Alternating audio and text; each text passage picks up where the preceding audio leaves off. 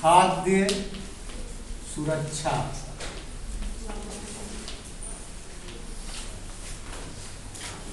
Food security.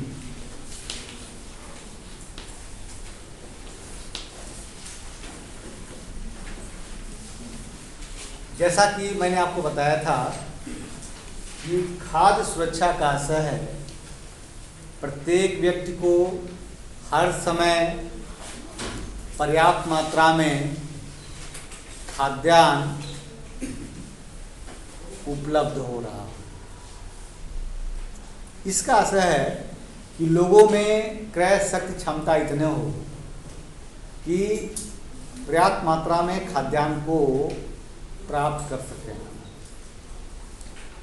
यानी इसका संबंध क्या आर्थिक भी है, लोगों में परचेजिंग पावर होनी चाहिए, और दूसरा इसकी भौतिक मात्रा भी उपलब्ध होनी चाहिए, और तीसरा हर समय मतलब क्या लंबे समय तक यह स्थिति हो। तीन चीज, लोगों में पर्याप्त क्रय शक्ति क्षमता हो, इसकी पर्याप्त उपलब्धता हो, और लंबे समय तक लोग उपभोग कर सकें। और कैसा उपलब्धता?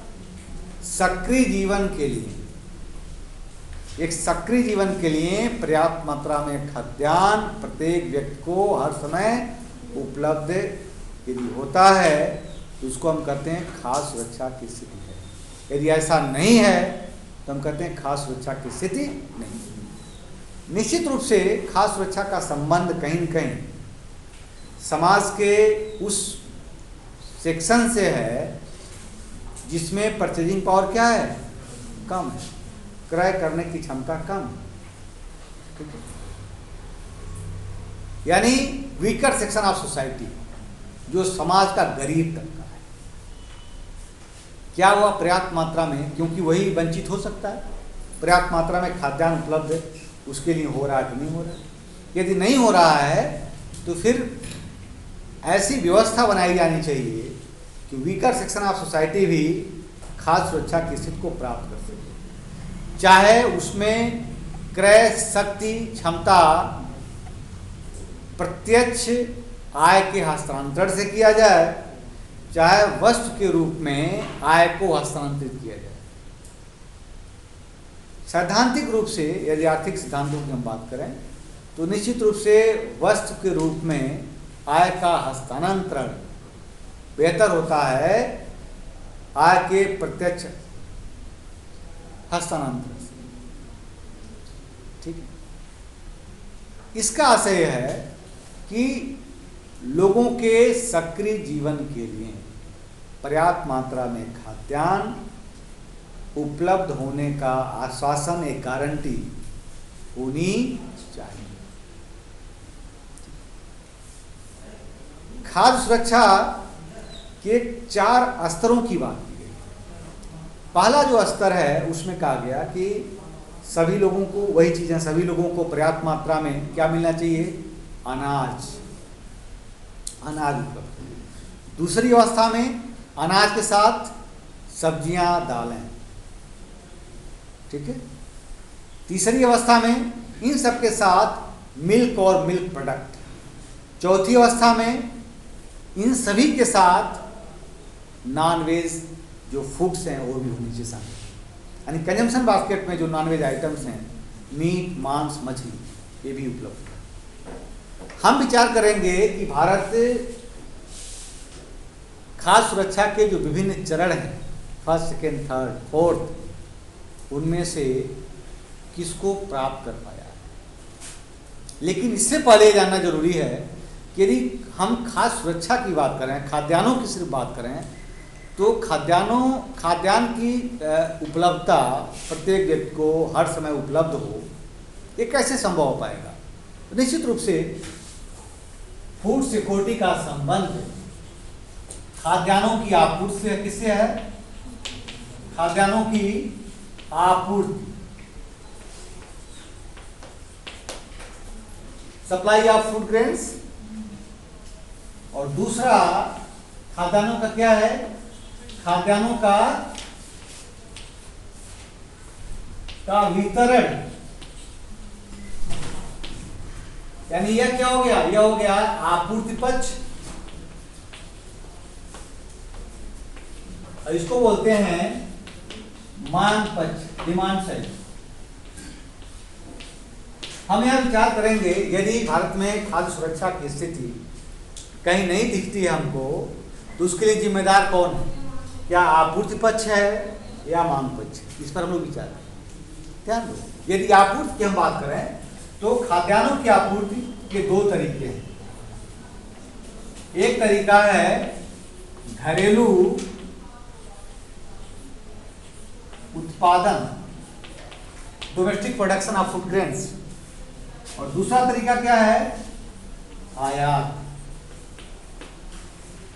आपूर्ति में दोनों आता है, चाहे खाद्यान्नों की आपूर्ति हम घरेलू उत्पादन को बढ़ाकर करें, चाहे खाद्यान्नों की आपूर्ति हम क्या करें? आयात करें। ध्यान दो, बहुत लंबे समय तक खाद्यान्नों की आपूर्ति आयात पर निर्भर रहकर करना उचित नहीं होता है। इसका उल्लेख देश के प्रथम प्रधानमंत्री जवाहरलाल नेहरू ने किया। आयात हमें करना चाहिए, लेकिन आवश्यक वस्तुओं का आयात लंबे समय तक बेहतर नहीं होता है। आयात आवश्यकता का आयात करना चाहिए, लेकिन लंबे समय तक आयात पर निर्भरता अच्छा नहीं होता। ये प्रथम प्रधानमंत्री जवाहरलाल नेहरू ने कहा था, और वास्तव में इसका एक हमको बाद में एक अनुभव मिला। कब? एक आयात से संबंधित एक समझौता हुआ था अमेरिका के साथ, जिसे बोलते हैं PL 480। किसके लिए हुआ था? गेहूं के आयात की एक समझौता PL 480।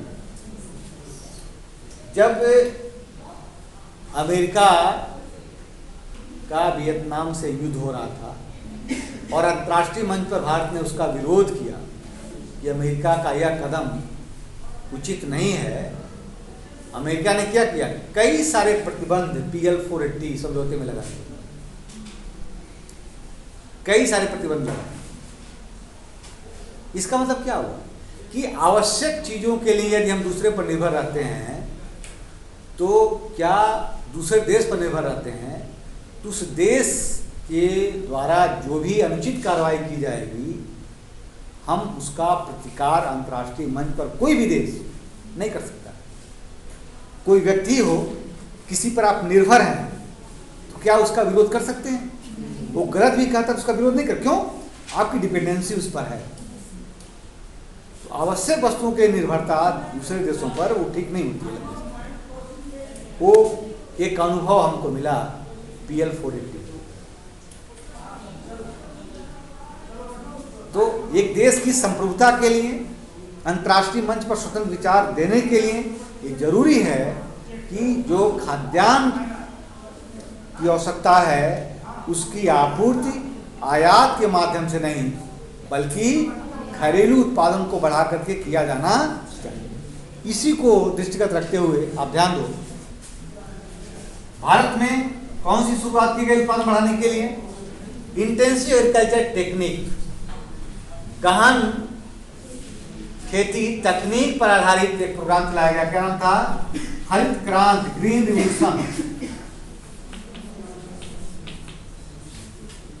ये क्या था? एक तरह का इंटेंसिव एग्रीकल्चर टेक्निक था, एक एग्रीकल्चर इनपुट्स का पैकेज प्रोग्राम था, जिसके माध्यम से आवश्यकता किस बात की थी कि कृषि उत्पादकता को बढ़ाया जाए और उत्पादन की मात्रा खाद्यान्नों की बढ़े, ताकि घरेलू हमारा जो आपूर्ति में घरेलू जो उत्पादन है उसका योगदान तेजी के साथ बढ़े।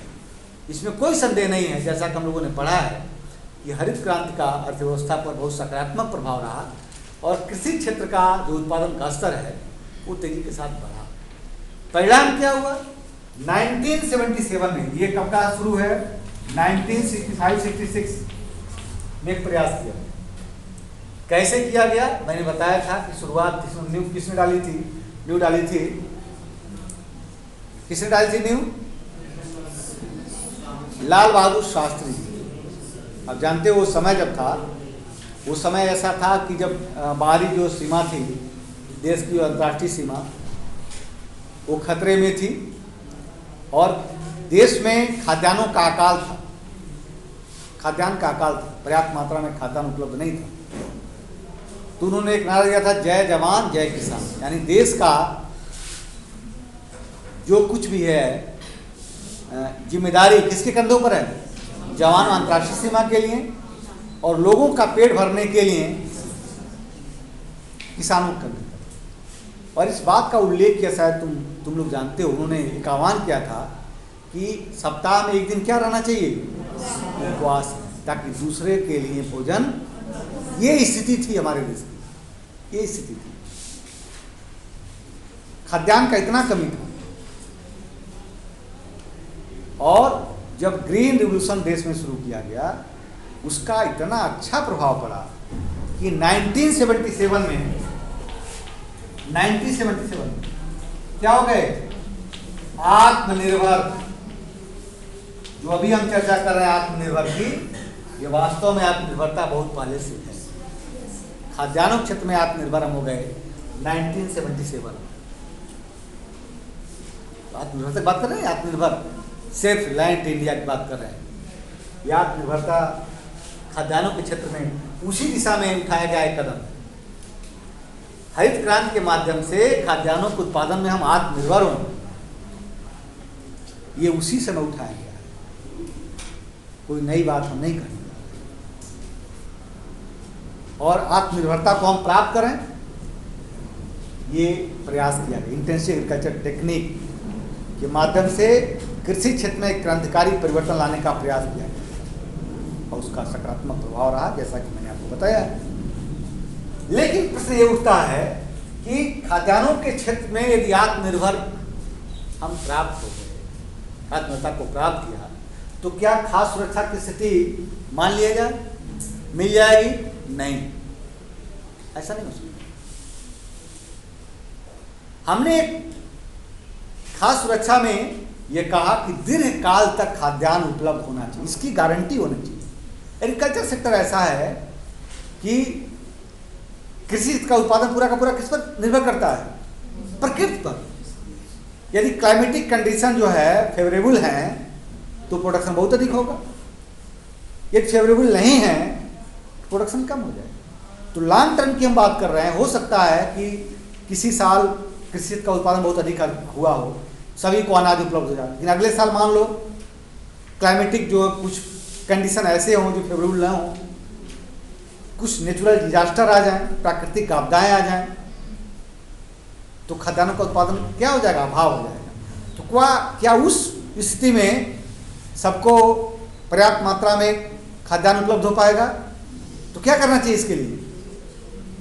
क्या करना चाहिए? भंडारण करना चाहिए। हम क्यों रखते हैं अपने पास? यानी भंडारण, लॉन्ग टर्म की स्ट्रेटजी के लिए, लंबे समय तक खाद्यान्नों की उपलब्धता हो, ये जरूरी है कि खाद्यान्नों का भंडारण किया जाए। ठीक है, उसको बोलते हैं पब्लिक स्टॉक। क्या बोलते हैं? पब्लिक स्टॉक, सार्वजनिक भंडार, सार्वजनिक भंडार, public stock, public stock. Public stock दो तरह का बनता है। पब्लिक स्टॉक जो बनाया जाता है वो दो तरह का होता है। एक को कहते हैं ऑपरेशनल स्टॉक। क्या बोलते हैं उसको? Operational stock, operational stock. और दूसरे को कहते हैं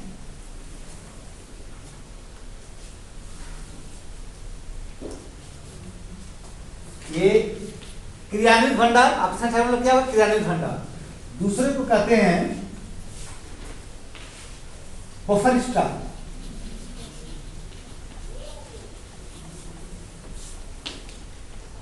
प्रतिपूरक भंडार।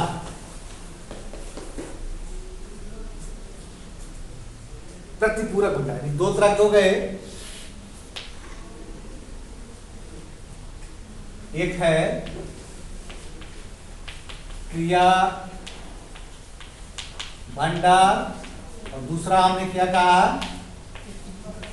प्रतिपूरक।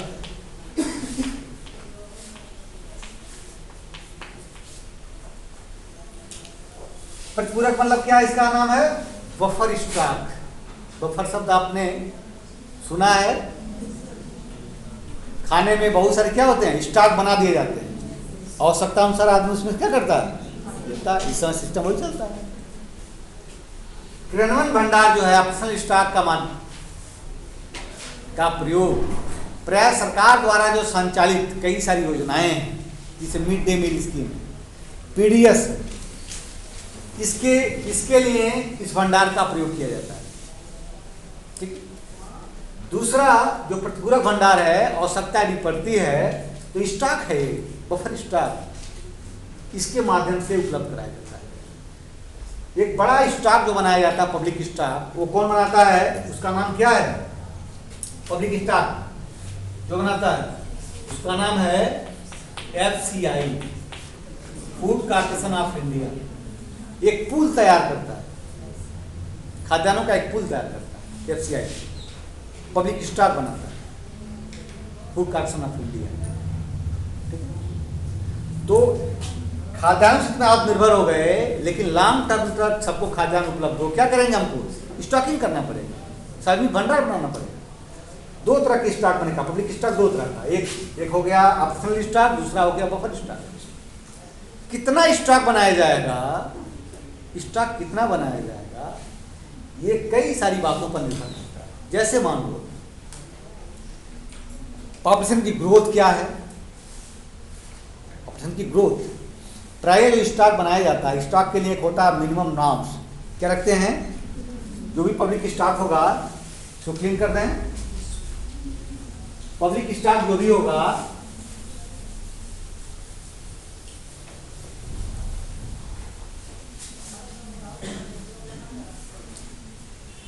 इसको मैंने क्या कहा, इसको मैंने कहा सार्वजनिक भंडार। इसके दो पक्ष होते हैं, एक बनता है मिनिमम नॉर्म्स, न्यूनतम भंडार, कितना हम करेंगे, दूसरा होता है वास्तविक भंडार, एक्चुअल स्टॉक। ठीक है, मिनिमम नॉर्म्स जो तय किया जाता है, minimum norms stock, public stock का, उसके कई सारे आधार हैं। जैसे मैंने भी कहा कि पॉपुलेशन की ग्रोथ क्या है, यदि मान लो पॉपुलेशन ग्रोथ अधिक होगी तो क्या करना पड़ेगा, हमको ज़्यादा करना पड़ेगा। किसी प्रोडक्ट की डिमांड यदि बहुत अधिक है तो क्या करना पड़ेगा, अधिक करना पड़ेगा। या मान लो क्लाइमेटिक जो प्राकृतिक आपदाएं हैं उनकी फ्रिक्वेंसी बहुत ज़्यादा है तो क्या करना पड़ेगा, स्टॉक बढ़ाना पड़ेगा। कई सारे ऐसे कारक हैं जिनको दृष्टि में रखते हुए, ध्यान में रखते हुए सार्वजनिक भंडार का न्यूनतम मानदंड, न्यूनतम मात्रा तय की जाती है। कितना भंडार हम करेंगे ताकि खास सुरक्षा की स्थिति को हम प्राप्त कर सकें। लेकिन प्रायः देखा गया है, ध्यान, प्रायः देखा गया है कि जो न्यूनतम मानदंड तय किया गया है उससे अधिक क्या होता है, वास्तविक भंडार। Actual stock is greater than minimum norms of stock. क्यों होता है, नाम रखा गया इतना कुंटल, प्रायः कितने साल के लिए होता है, 5 साल के लिए बनाया जाता है। 5 साल के लिए स्टॉक आप देखोगे 5 साल का एक नाम समझ जाता है, और 5 साल बाद उसको फिर चेंज करते हैं। स्टॉक 5-5 साल का होता है, समानता है। 5 साल की स्टॉक बना, 5 साल तक के मिनिमम नॉर्म्स चलेगा, फिर 5 साल रिवाइज करते हैं, फिर कितना स्टॉक हमको होना चाहिए। ध्यान क्या है, फूड सिक्योरिटी की स्थिति को प्राप्त करना। ओके, अधिक क्यों है, अधिक किस लिए है, ध्यान दें, अभी इस पर चर्चा चल रही है। जो भी स्टॉक बनता है, सार्वजनिक भंडार में बनता है, 1965 में ही जब ग्रेजुएशन हुआ उस समय एक कमीशन बना था, इसका नाम है कौन, क्या नाम है उसका, कृषि मूल्य आयोग, नाम सुना है? 1985 में इसका नाम हो गया कृषि मूल्य एवं लागत आयोग। इसका नाम पहले क्या था? कमीशन फॉर एग्रीकल्चरल प्राइसेस 65 में। बाद में इसका नाम क्या हो गया? Commission for agriculture prices and cost. इसको बोलते हैं CACP। क्या बोलते हैं इसको? CACP, commission for agriculture cost and prices, कृषि मूल्य एवं लागत आयोग। ओके, पर ये मूल्य आयोग था, क्या हो गया? कृषि मूल्य एवं लागत। 85 में नाम इसका बदल दिया गया। ठीक, ओके। कृषि मूल्य एवं लागत आयोग जो है ये 3 प्रकार की कीमतों की बात करता है। कृषि मूल्य एवं लागत आयोग 3 प्रकार की कीमतों की बात करता है। कैसे? कौन कौन सा?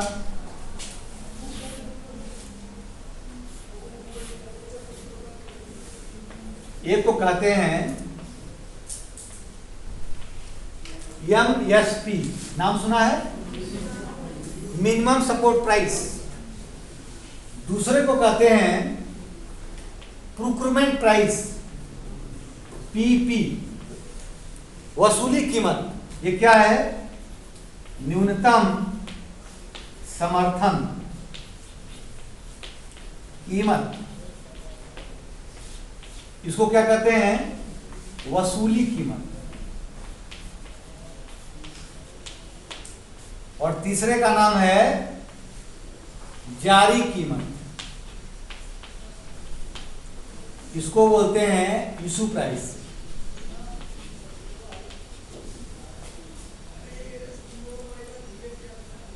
CACP देश में 3 तरह की कीमतों की रिकमेंडेशन क्या करता है? नॉट अलाउड, सिफारिश करता है। किसको? गवर्नमेंट को। और गवर्नमेंट, प्रायः गवर्नमेंट जो है उन्हीं कीमतों को घोषित करती है। इस समय देश में 24 ऐसे कृषि उत्पाद हैं जिनके न्यूनतम समर्थन मूल्य की घोषणा सरकार करती है। आप जानते हो 24 कृषि उत्पाद हैं जिनके न्यूनतम समर्थन मूल्य की घोषणा सरकार करती है। सिफारिश कौन करता है? प्रायः प्रतियोगी परीक्षा में पूछा जाता है कि CACP न्यूनतम समर्थन मूल्य की घोषणा कौन करता है? लिखा भी रहता है CACP। CACP सिर्फ सिफारिश करता है, घोषणा कौन करेगा? सरकार। ये ध्यान देना, सरकार करती है। कैसे रिकमेंडेशन भेजती है? On the basis of cost of production of agriculture produce. कृषि उत्पादों के उत्पादन लागत के आधार पर प्राइसेस को रिकमेंड करती है। उत्पादन लागत क्या होती है? लागत के बारे में जो कॉन्सेप्ट है वो अलग अलग है। क्या है? C1, C2, C3। C1, C2, C3। C1 में कई सारे के कास्ट होते हैं, एग्रीकल्चरल कास्ट को शामिल किया जाता है। C2 जो होता है उसमें भी वास्तव में जो कास्ट एस्टिमेशन होता है CACP का, वो C2 कीमत होता है। कितना होता है? C2। एक अभी कीमत आ रही है C3। C3 जो कीमत होती है C2 plus 10% of C2। C3 जो कीमत है क्या है? C2 प्लस 10% ऑफ C3 होती है। एस्टिमेशन जो होता है प्रायः वो C2 लागत के आधार पर लिखा ना, लागत, कृषि मूल्य एवं लागत आयोग 85 में। यानी जो मूल्य तय किया जाएगा कृषि उत्पादों का, उसका आधार क्या होगा?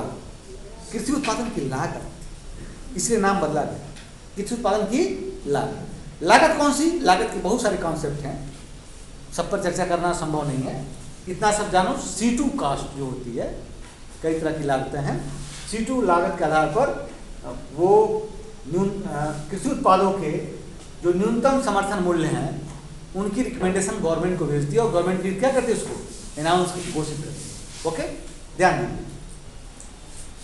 पब्लिक स्टॉक जो बनाया जाता है, जो पब्लिक स्टॉक बनता है, सार्वजनिक भंडार, लॉन्ग टर्म के लिए खाद्यान्न उपलब्ध हो देश के लोगों को, जो पब्लिक स्टॉक बनाया जाता है, उसमें दो तरह की कीमतें प्रयोग की जाती। क्यों अधिक हो गया इस वास्तविक भंडार? ध्यान से सुनो, मैंने आपसे कहा था कि एक तो होती है वसूली कीमत, प्रोक्यूरमेंट प्राइस, यानी सरकार चाहे इस भंडार को बनाने के लिए तो बाजार में वसूली कीमत के आधार पर भंडार बनाए, एक उसके पास तरीका है। दूसरा, यदि मान लो ओपन मार्केट में वसूली कीमत कम है, ओपन मार्केट में जो मार्केट प्राइस है किसी उत्पाद की, यदि वो कम है, तो ऐसी दशा में क्या करती है सरकार?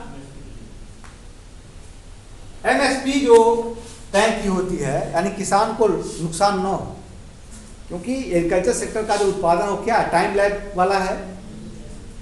किसान हमेशा जो पिछले साल की कीमत है उसके आधार पर फिर क्या करता है? प्रोडक्शन करना चाहता है, तय करता है, उत्पादन की मात्रा को तय करता है। इसीलिए न्यूनतम समर्थन मूल्य की जो घोषणा होती है फसल लगाने के 6 माह पूर्व घोषित की जाती है, ताकि किसान पहले से तैयार हो कि इस उत्पाद का यह कीमत कम से कम मिलना सुनिश्चित, ठीक है, ताकि एग्रीकल्चर जो कमोडिटीज है उनके प्राइसेस में बहुत अधिक फ्लक्चुएशन ना, उसको कंट्रोल करने ऐसा किया जाता है। बात समझ में आ रही है? तो न्यूनतम समर्थन मूल्य पर सरकार क्या करती है? सरकार बाध्य होती है कि कोई भी किसान यदि अपने अतिरिक्त कृषि उत्पाद को सरकार का जो विक्रय केंद्र है उस पर बेचना चाहता है, चाहे बाजार में कम, उससे बहुत कम कीमत हो, तो सरकार क्या होगी? सरकार न्यूनतम समर्थन मूल्य पर उस उत्पाद को खरीदने के लिए बाध्य है, उनको आश्वासन दे रखी है सरकार। होता क्या? इसीलिए कि जो न्यूनतम भंडार रखा गया है मानक फूड सिक्योरिटी के लिए, वास्तव में देखा भी जो ट्रेंड है इंडिया में, वास्तविक भंडार क्या है? उससे अधिक किया गया है। क्यों? जितने भी किसान अतिरिक्त कृषि उत्पाद को, जो उनके पास मार्केटेबल सरप्लस है, यदि बेचना चाहता है इस कीमत पर, तो सरकार को खरीदना ही होगा। इसीलिए न्यूनतम मानदंड से अभी तक जो ट्रेंड देखा गया है, जो आंकड़े हैं, उसको आप देखोगे तो आपको मिलेगा कि वास्तविक भंडार क्या उससे अधिक है। मैंने आपसे कहा भी था कि कई बार आपको लगता है, अखबारों में आप पढ़ते हो, आपको लगता है कि जब सरकार के पास भंडारण की सुविधा नहीं है तो सरकार फिर क्यों अनाज को खरीद करके बाहर रख रही है, खुले आसमान में रख रही है, जहाँ अनाज नष्ट हो जाता है। सरकार की प्रतिबद्धता है सरकार को खरीदना होगा, क्योंकि सरकार ने क्या किया है? न्यूनतम समर्थन मूल्य की गारंटी दे रखी है, उस कीमत पर हम खरीदेंगे। इसीलिए किसान ने क्या किया? उसको ध्यान में रख करके उत्पादन जो क्रॉपिंग पैटर्न है उसको आप्ट किया है, कौन सा फसल से उत्पादित करना है, बात समझ, ताकि प्राइस इंसेंटिव को प्राप्त कर सके। ओके, न्यूनतम समर्थन मूल्य देखो एक तरह का फ्लोर प्राइस है। फ्लोर प्राइस जैसे ये फ्लोर है, क्या इस फ्लोर के नीचे हम जा सकते हैं? नहीं। उसका उद्देश्य होता है न्यूनतम समर्थन मूल्य का एक फ्लोर प्राइस है कि कीमत क्या हो, कृषि उत्पाद की कीमत उससे कम न हो, उसको रोकना, नीचे जाने से रोकना, ठीक है, उतना कीमत उसे मिलेगा। ओके, तो दोनों ये जो कीमतें हैं, वसूली कीमत और न्यूनतम समर्थन मूल्य, इन दोनों का संबंध किससे है? पब्लिक भंडार से संबंधित है, ठीक है। किसानों को बेटर प्राइसिंग, किसानों के उत्पाद की बेटर प्राइसिंग हो सके, इसलिए व्यवस्था की गई है। सीएससीपी व्यवस्था करता है, सीएससीपी के माध्यम से सरकार व्यवस्था करती है। लेकिन खास सुरक्षा की जब हम बात करते हैं, खास सुरक्षा की जब बात करते हैं, तो एक पक्ष और भी है, वो मांग पक्ष है। और मांग पक्ष में लिखा वितरण। लोग कैसे खाद्यान्नों का उपभोग पर्याप्त मात्रा में कर पाएंगे, जबकि क्या हो, उनको कम से कम कीमत पर उपलब्ध हो, कम से कम कीमत। तो जो यहां किया गया है जारी कीमत, इशू प्राइस, इसका संबंध क्या है? किससे? वितरण पद से। इशू प्राइस, जारी कीमत, ये इशू प्राइस, जिसे मैंने कहा इशू प्राइस, ये किसके लिए है? कंज्यूमर से, कंज्यूमर से रिलेटेड। ये प्रोड्यूसर से रिलेटेड हो गया, जो फार्म प्रोड्यूसर से उनसे रिलेटेड है वसूली कीमत, और न्यूनतम समर्थन मूल्य। जारी कीमत किससे संबंधित है? वितरण का संबंध किससे है? उपभोक्ताओं से। उसके लिए क्या है? Issue price. तो 3 प्राइस जो घोषित की गई सरकार द्वारा, उसमें 2 कीमतों का संबंध फार्मर से है और एक का संबंध जो इशू प्राइस है वो किससे है? उपभोक्ताओं से संबंधित है। इशू प्राइस एक तरह की सहायक कीमत होती है, सब्सिडाइज रेट होता है, सब्सिडाइज रेट होता है। यानी यह वह कीमत है खाद्यान्नों की जिस पर सब्सिडी के माध्यम से कम कीमत पर लोगों को खाद्यान्न राशन की दुकानों से उपलब्ध कराया जाता है। That is issue price. कई सारी सरकार की योजनाएं हैं जिन योजनाओं के माध्यम से जो सरकारी गल्ले की दुकान है, जिसको क्या बोलते हो आप? कोटा। राशन की दुकान, या उसको बोलते हैं उचित मूल्य की दुकान। क्या बोलते हो? उचित मूल्य की दुकान। तो वास्तव में जो ये जारी कीमत है, क्या तरह का? ये एक तरह का फेयर प्राइस है, उचित मूल्य है, इसीलिए फेयर प्राइस साफ स्वीकारते हैं। ठीक है। यहाँ अधिक कीमत, इनकी जारी कीमत क्या होती है? मैंने कहा सहायक दर होती है, सब्सिडाइज रेट होती है। सब्सिडाइज रेट, कम से कम कीमत पर लोगों को उपलब्ध हो। उपभोक्ताओं को क्या चाहिए? कम कीमत पर वस्तुएं चाहिए। दोनों चीजें मैंने बात किया था, आपसे बात बताया था मार्केटिंग में। तो जो इशू प्राइस का संबंध है वो वितरण से संबंधित है, और इशू प्राइस पर यानी जारी कीमत पर जो सहायक दर है, जो बहुत कम दर होती है, जिस पर उपभोक्ताओं पर या वीकर सेक्शन ऑफ सोसाइटी उनको पर्याप्त मात्रा में खाद्यान्न उपलब्ध हो। तो आपूर्ति नहीं बल्कि जो उपभोक्ता है उनको भी क्या हो? कम कीमत पर वस्तुएं उपलब्ध हो, ये जरूरी है। तभी फूड सिक्योरिटी की स्थिति को प्राप्त किया जा सकता है। इसके लिए कौन सा सिस्टम लाया गया? PDS, public distribution system. Public distribution system के अंतर्गत क्या है? एक नेटवर्क है। किसका? फेयर प्राइस साफ का। पूरे देश में उचित मूल्य की दुकानों का क्या है? एक नेटवर्क, एक जाल बिछाया गया है। सार्वजनिक वितरण प्रणाली के अंतर्गत उचित मूल्य की दुकानों का, यानी कोटे की दुकान का, पूरे देश में क्या है? एक जाल बिछाया गया है, एक नेटवर्क, ताकि लोगों को आवश्यक वस्तुएं कम से कम कीमत पर सब्सिडाइज रेट पर उपलब्ध हो। ठीक है। ये देश में चलता रहा लंबे समय तक। 1997 में एक इसका नाम बदल दिया गया। क्या हो गया? TPDS, targeted public distribution system, लक्षित सार्वजनिक वितरण प्रणाली। लक्षित कौन? लक्षित कौन? यानी जो गरीब में सबसे गरीब है। यदि फूड सिक्योरिटी की स्थिति को प्राप्त करना है तो हमको क्या देखना पड़ेगा कि समाज में कौन सबसे गरीब है, कहां पॉवर्टी क्या वल्नरेबल है। सबसे पहले उसको चिन्हित किया गया और सबसे पहले लाभ किसको मिले? उस व्यक्ति को मिले जो सबसे गरीब है। इसलिए आप देखिए 97 के बाद यानी हम टारगेट करें, किसको टारगेट करें? जो सबसे गरीब है उसको टारगेट होना चाहिए। योजनाओं का लाभ सबसे पहले किसको मिले? जो अल्ट्रा पुअर है, जो अल्ट्रा पुअर है, अति निर्धन है, उसको लाभ मिलना चाहिए। 97 के बाद आप देखो प्रोग्राम के जो स्वरूप हैं वो बदले हैं। अंत्योदय अन्न योजना, अन्नपूर्णा अन्न योजना, कई सारी योजनाएं चल रही हैं।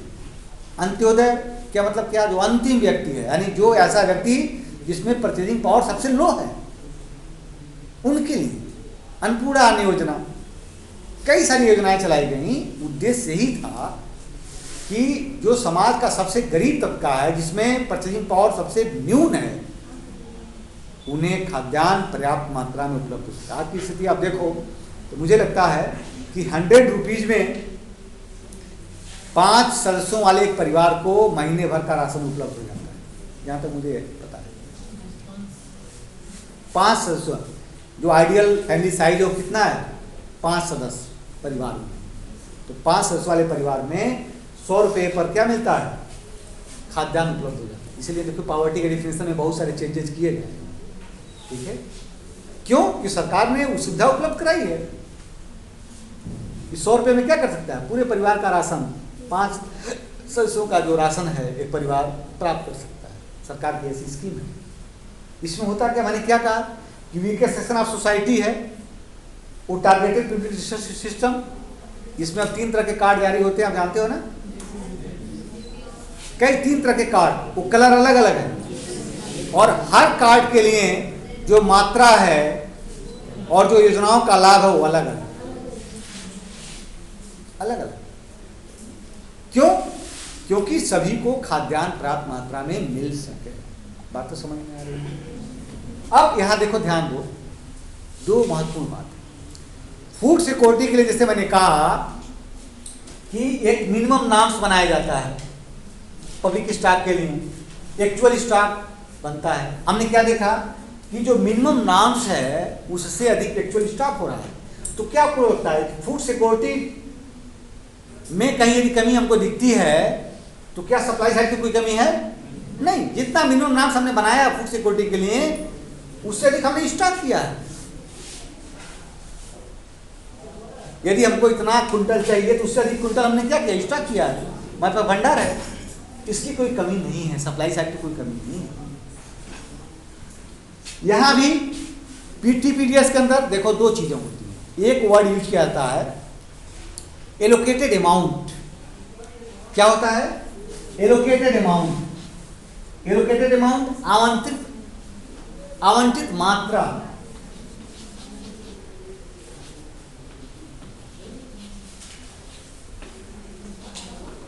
एलोकेटेड अमाउंट आवंटित मात्रा। और दूसरा होता है ऑफटेक या ऑफटेक को बोलते हैं उठाव। क्या बोलते हैं हिंदी में? उठाव कहते हैं, उठाव की मात्रा, ऑफटेक। इसको कहीं कहीं डिस्ट्रीब्यूटेड अमाउंट भी लिखा होता है, लेकिन सबसे एप्रोप्रिएट जो वर्ड है वो क्या? Offtake. Offtake, allocated amount, offtake amount. Allocated amount क्या है? यानी जितने भी कार्डधारी हैं जिन्हें खाद्यान्न उपलब्ध होना है, राशन कार्डधारी, उनको ध्यान में रखते हुए उस राशन की दुकान को, जो फेयर प्राइस शॉप्स हैं, उनको ध्यान में रखते हुए क्या होता है, आवश्यक वस्तुएं उसको आवंटित की जाती हैं। किसको? फेयर प्राइस शॉप्स को आवंटित होती है। लेकिन वास्तव में जो कार्ड के माध्यम से जो लोग फेयर प्राइस शॉप से वस्तुएं प्राप्त करते हैं, जो वितरित होता है, जो डिस्ट्रीब्यूट हुआ एक्चुअली, दैट इज ऑफटेक, उठाव, डिस्ट्रीब्यूटेड अमाउंट। तो जितना कोटेदार को जितना मिलता है बांटने के लिए, वास्तव में कितना, वो तो जितना मिला वो क्या हो गया? एलोकेटेड अमाउंट, आवंटित मात्रा। जितना वो वितरित किया वो क्या हो गया? ऑफटेक। प्राय आप देखोगे, आप आंकड़े देखो तो आपको मिलेगा कि जो एलोकेटेड अमाउंट है, इधर तो सुधरा है अभी, allocated amount is greater than offtake. यानी खास सुरक्षा के लिए या जो कार्ड है उनकी संख्या के आधार पर जो उचित मूल्य की दुकान को खाद्यान्न आवंटित किया गया, वास्तव में उससे कम मात्रा में वितरित हुआ। ओके, क्यों वितरित हुआ? ऐसा हुआ, ऐसा वितरित क्यों हुआ? ऐसा तो ऐसा क्यों हुआ? बात समझ। यहां पर ध्यान से सुनिए, यहां पर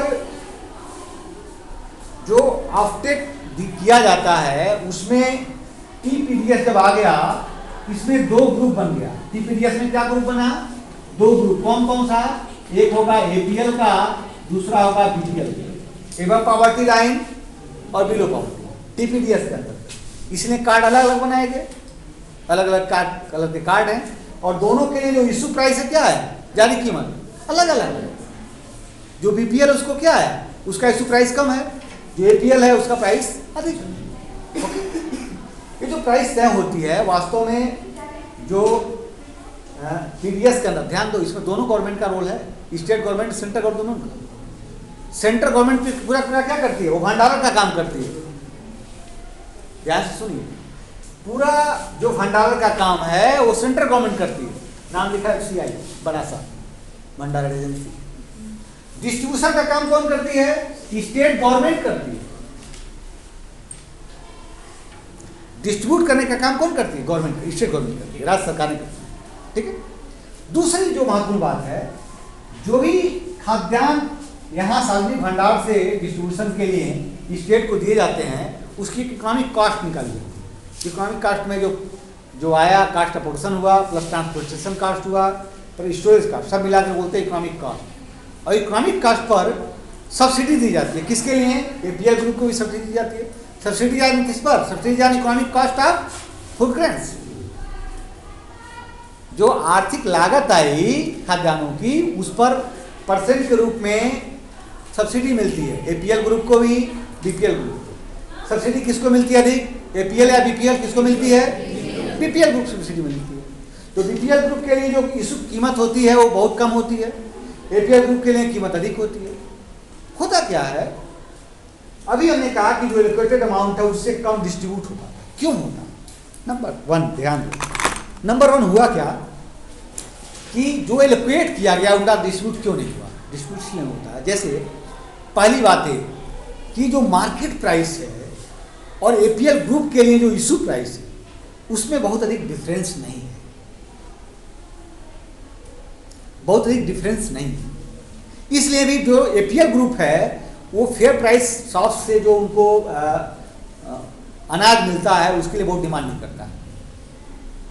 डिमांड लैक ऑफ डिमांड ही तो है, डिफिशिएंसी ऑफ डिमांड है। इसीलिए आपटेक कम है, वितरण कम हो रहा है, इसीलिए वितरण कम हो रहा है।